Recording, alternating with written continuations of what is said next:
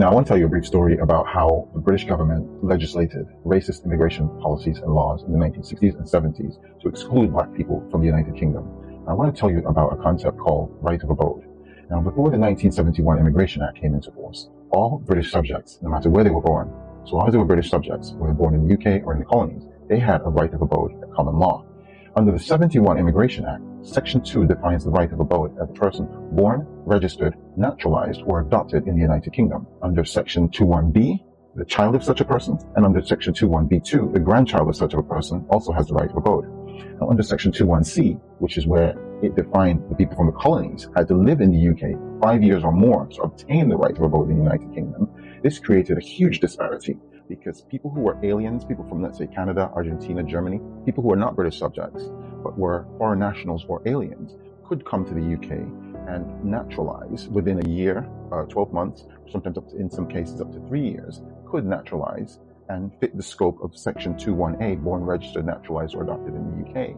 And they were able to transmit their right of abode to their children under 21B1 and their grandchildren under 21B2, while the citizens of the UK and colonies from the colonies couldn't do that. They had to wait 5 years to get the right of abode, and they couldn't transmit that citizenship, which is what the Home Office claimed. But it was unfair. It was unfair that aliens and foreign nationals got more rights than natural-born British subjects, simply because those British subjects were black.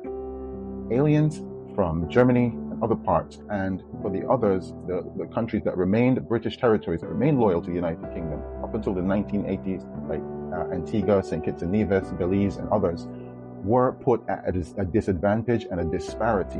And now their citizens want justice. I'm asking specifically the Home Secretary and the Home Office to acknowledge and register the people who have suffered for decades historical legislative unfairness based on race and origin, the color of their skin, which excluded their parents and grandparents from the scope of being able to pass on their right of abode in the UK. British nationality law has not changed since 1983, and it is now full of anomalies.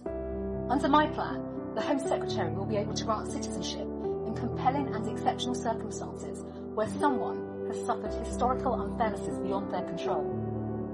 We're also taking action so that the Windrush generation are not prevented from qualifying for British citizenship because through no fault of their own, they were unable to return to the UK and meet residence requirements. Immigration practices and processes of successive governments badly let down the Windrush generation, and I'm utterly determined that this should not happen again. And we will fix the injustice which prevents a child from acquiring their father's citizenship if their mother was married to someone else at the time of their birth. My hands will no longer be tied by an out-of-date, broken system.